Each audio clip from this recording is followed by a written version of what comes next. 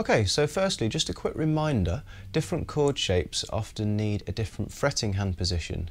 It's a good idea if you don't get into the habit of having your hand in one position and just moving your fingers. You need to allow your fingers to take your hand into the new chord shape to find the most comfortable way to play.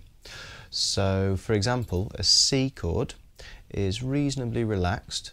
I'm not bending my wrist very much here. I'm just keeping it reasonably straight and just fairly relaxed shape, cradling the neck of the guitar a little bit.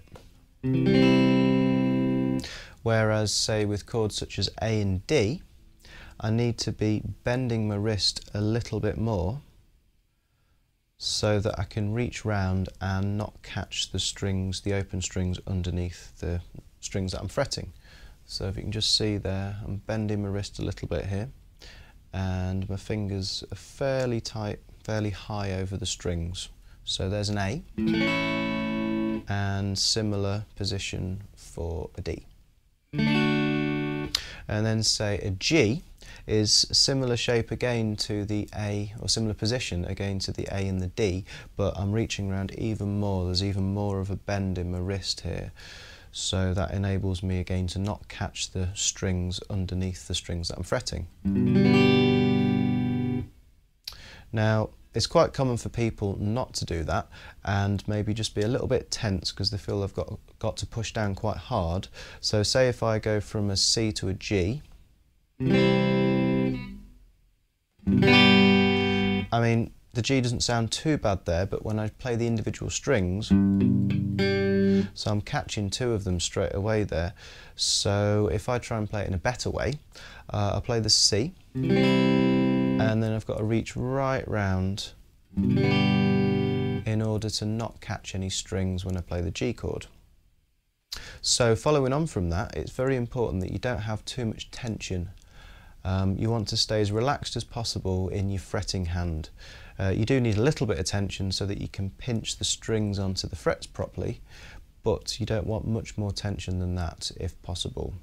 So a way of not using too much tension is to allow your fingers to take your whole hand shape into the new chord, so that your fingers aren't doing all of the work, but your whole hand, including your wrist, is doing the work.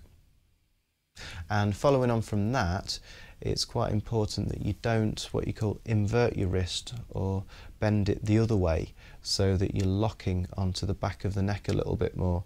Now here, I'm really tightly gripping the neck in the palm of my fretting hand. So there's a C chord, sounds a little bit dodgy because I'm catching loads of strings because I'm not allowing myself to reach round the underside of the neck enough. Okay, so changing between chords. Now there's three main ways that you can approach this. The first one is when you've got common notes between chords. So for example, if I play an A minor chord, fingers 1 and 2 are actually keeping the same note on as to when I change to a C chord. So finger 1 stays on fret 1 of the second string, and finger 2 stays on fret 2 of the fourth string, and then I reach up with my third finger and play the bass note of C on the third fret of the fifth string. So if I take the whole shape off, it just takes a bit more time. It just means that it's going to slow me down a bit if I'm changing chords quickly in a song. Now what you don't have to do is rigidly keep your fingers in exactly the same position.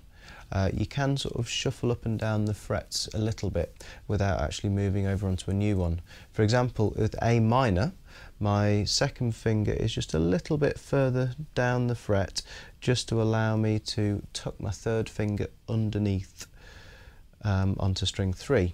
Whereas when I play a C chord, I've got to reach up onto string 5, so I've got to reach with my third finger, so fingers 1 and 2 can just slide up just a tiny little bit. So A minor, fingers 1 and 2, and C, and they've just moved up a tiny bit. So the best way to do that is when you do change between chords, just momentarily take the pressure off, but still keep touching the strings just so that you can slide up and down without fighting against your own pressure on the strings. Now the second one to think about is when you've got common notes on the same string. So for example, if I play an A chord, now when I go to a D chord, I've got a note that is on a different fret but the same string. So my third finger is playing fret 2 of string 2 with an A chord, but when I move to a D chord, I want to slide my third finger up so it's now playing, pushing down fret 3, and then I can move to my D shape. So A, slide up and play a D. So again, as before, take the pressure off, but still keep touching the strings just so you're sliding up on the muted string. And this should hopefully make you change a little bit easier, help you to lead into the next change. Now the final way of changing between chords is when you don't have any common notes or any notes on the same string. Now this is definitely the hardest way of playing, but there's ways where we can still make it a bit easier.